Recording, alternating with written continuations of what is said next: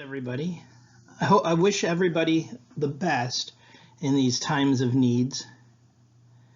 It's sad that we all couldn't be together in person, but I'm sure there'll be brighter days to come. My name is Christopher Zapalski, and I'm from North Greenville University, and my paper today is examining the co-integrated relationship between the Nikkei 225, the DAX, and the S&P 500. And this is a very relevant topic given the immediate volatility in the market. So what are we going to be discussing today? The world economically is getting smaller. Various market indexes are used to measure the performance of an economy. Some of our most popular indexes are the United States' S&P 500, Japan's Nikkei 225, and Germany's DAX. So does the S&P 500 predict the Nikkei 225 and/or the DAX? Let's see. So here's the problem that we are discussing. The problem addressed within this study was a relationship between the rate of change of Japan's Nikkei 225 and Germany's DAX when we compare the rate of change to the United States S&P 500 and has not been addressed previously. How the Nikkei 225 and the DAX are correlated against the change of the S&P 500 using a unit root of the augmented Dickey-Fuller test has not been established with previous literature as well. Although these changes appear to act wholly independent from one another, the economy, on the other hand, is at odds with the position by becoming more global. So which one moves together? Which one doesn't? Is one a predictor? Is one a leader? Is one a follower? Let's see. So the purpose of this quantitative correlative study was to examine the relationship between the rate of change of Nikkei's 225 and Germany's DAX when compared to the rate of the change of the United States' S&P 500. The managerial implication demonstrated a broader acceptance of the predictability and the influences that exist among various stock markets' impact on the American economy. The study also offers a template to assist how investors and managers can use the information to make better informed decisions. So what is the significance of this study? The study adds a level of predictability to investors and managers in making better market-informed decisions. Knowing when, what, and where to invest can aid in the preferment of professional investment field. In addition to aiding the professional finance, accounting, and investment fields, the academic wing of these professions stands to benefit as well. So the research question we're going to be exploring is to what extent, if any, is there a relationship between the rate of change of Japan's Nikkei 225, Germany's DAX, when compared to the rate of change of the United States' S&P 500? To answer this question, we formulated two overriding hypotheses. And the null hypotheses that are being tested is a correlation does not exist between Japan's Nikkei 225 and the United States' S&P 500, and two, a correlation does not exist between Germany's DAX and the United States S&P 500. Alternately, the alternative hypothesis addressed that a correlation does exist between Nikkei's 225 and the United States' S&P 500. A correlation does exist between Germany's DAX and the US S&P 500. So let's see how these put together. So from a conceptual framework, we're looking at the contextual market behavior, the S&P 500, the Nikkei 225, and the DAX, and we're generating a common test variable. From a theoretical standpoint, we're going to assess that common test variable with the Ingle-Granger two-step method. We're going to address it using market data, and the augmented Dickey-Fuller test will address that. Then we're going to do two composite studies which the Nikkei 225 versus S&P 500, and then DAX versus S&P 500. And is there a correlation? That is the question of the day. We're going to use a quantitative research tradition, computational phenomenon, and it is rooted in statistics. The research method is a correlational study, tests two finite sets of data points, tests if the data are moving together, and is there a direct influence between the market indexes. The research design, it looks at the correlating test through co-integration. If two dissimilar data sets are moving together, then they're co-integrated. This is further verified by using the Ingle-Granger two-step approach and using the augmented Dickey-Fuller test as a verified test statistic.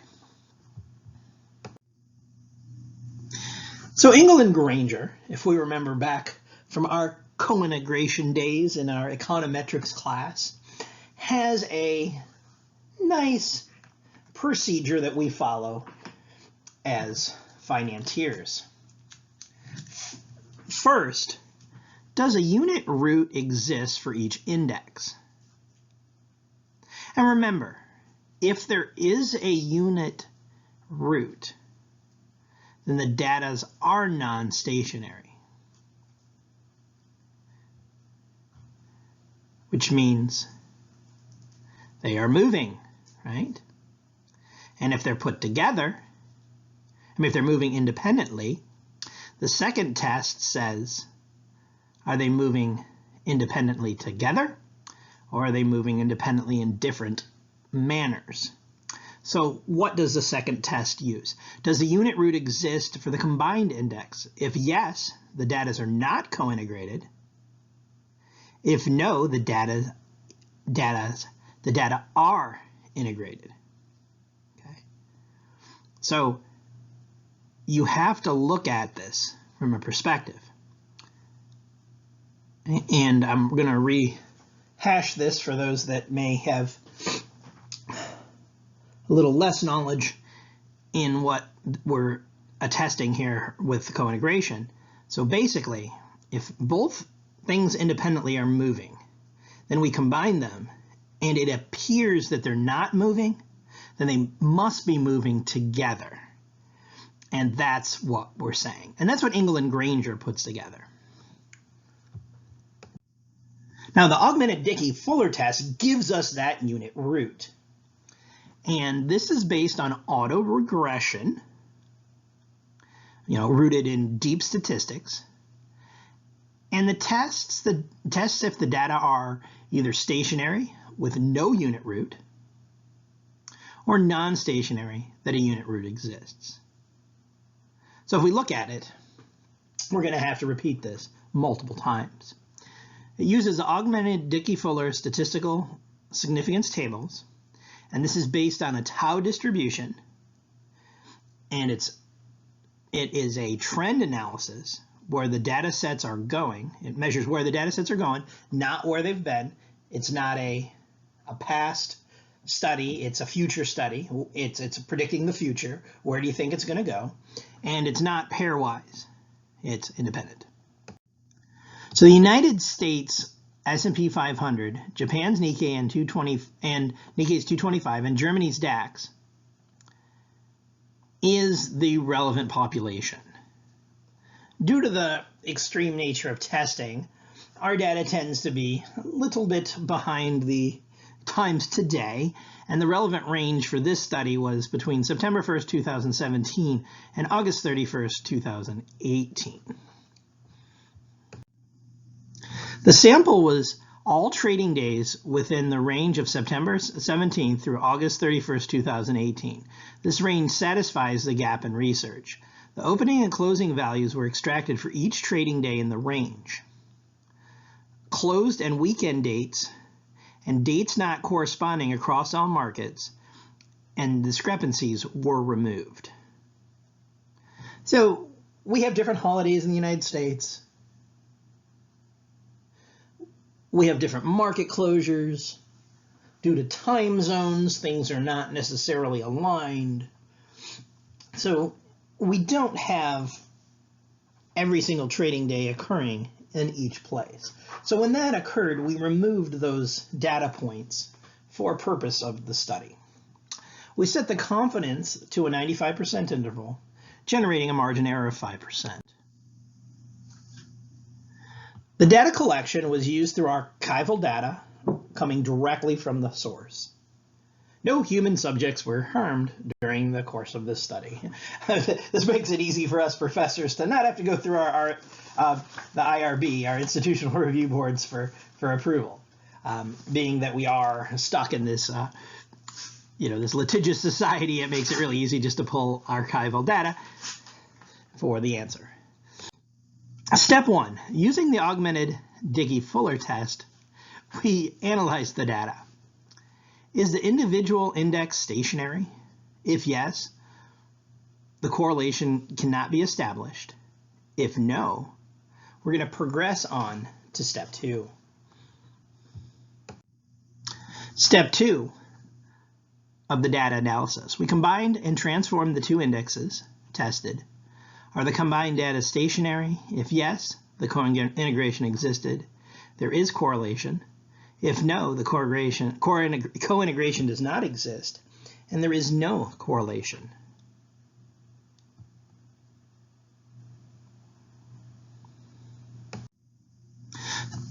So the findings for Nikkei 225 and the S&P 500 showed the test statistic of 1.50375, critical value of 1%, and was ignored for the factor of the 5% critical value. But it's nice to kind of show the range if we were moving it between 10% and 1%. So 1.663 demonstrates that there is a unit root because it's higher than the number, the test statistic. And note, there were 239 common trading days between the Nikkei 225 and the S&P 500. That's kind of an interesting fact to propagate. What about the Nikkei 225 and the S&P 500? The Nikkei 225 findings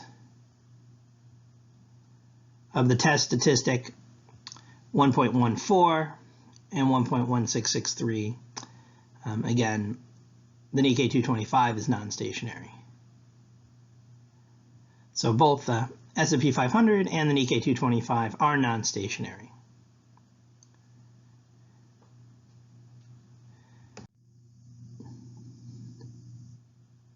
Step 2, transform the data. The data are stationary. Notice the test statistic generated were 2.49752, and the critical value that we needed to use that was 1.663. So again, the critical value now is lower than our test statistic, meaning that the data is non-stationary, which means no unit root exists. The data are co-integrated and correlation exists. Now let's see what happens if we look at the German side of the coin. Now we had to run the S&P 500 again because there are 244 common trading days between the S&P 500 and the DAX. This caused a slight variation of the test statistic. It is still lower than the 1.663, and it still illustrates that the S&P 500 is non-stationary. However, the DAX is stationary. Look at the 5% critical value. The test statistic is higher than the critical value of the number. So we cannot proceed to step number 2, and the correlation and co-integration cannot be established for the DAX versus S&P 500. So let's take all these rough statistics, all this rough importance, and apply it together. And when we apply that together, what does it look like? What does it look like?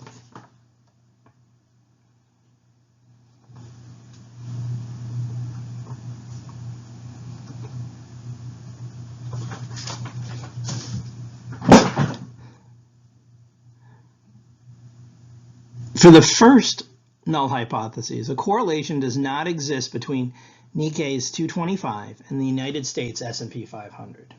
The alternate hypothesis generated that a correlation does exist between Nikkei's 225 and the United States 500. So we're able to reject the null and coin that a correlation does exist between the Japan's Nikkei 225 and the United States S&P 500. What about Germany? The second null hypothesis states that a correlation does not exist between Germany's DAX and the United States S&P 500. The alternate hypothesis then reads, a correlation does exist between Germany's DAX and the US S&P 500. In this case, we fail to reject the null and cannot establish if a correlation exists. What major limitations of the study? In these growing times, the political climates of both US, Japan, and Germany play a role. However, natural disaster and tragedy has grown higher on the list of limitations. However, most of the markets tend to be moving together, even in these trying times with the outbreak. Another limitation is the survivability of the composite index, meaning that these indexes are composite and they're up for fluidity, meaning that at some point in time they can replace or augment the actual members of the society there. Markets other than the S&P 500, Nikkei 225, and DAX will not be considered. In the United States, we tend to use the Dow Jones, the industrial average, as probably the one that we advertise the most.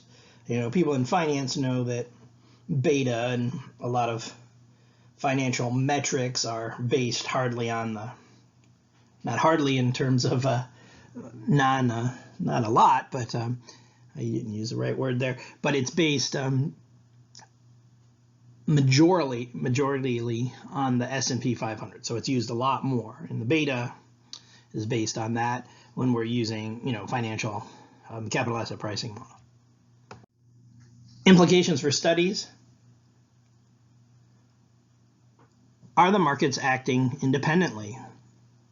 Is there a lead-lag relationship? Is there a better statistical predictor? Is there a statistical predictor at all? We can say between the Nikkei 225 and the S&P 500 there is. The DAX and the S&P 500 there isn't. Importance for investment decisions, managers, investors alike. We can use it to know where to invest, how to invest, and where to minimize risk. Future research lines itself with co-integration studies using the traditional Dickey-Fuller test, larger time series study using Johansson's equilibrium test, and co-integration research in other market indexes, such as maybe the DAX appears a lot better to the Dow Jones than the S&P 500. Maybe that's the case. And if I had unlimited time to test everything, that would probably be the next train to come into the station. In closure, knowing these behaviors are crucial. Market relationships are crucial for the decision maker, and it's solely important for the expansion of the study. So thank you so much for taking the time to hear my wonderful presentation on the subject. I kept it exactly at 20 minutes like we would if I were to have this study in person, so at least my rehearsals were done well. I look forward to reading all of your papers in the proceedings and in listening to as many presentations as I can during this times. Lord knows where most of us are working from home and we've got unlimited time, right? So have a glorious day and please stay safe.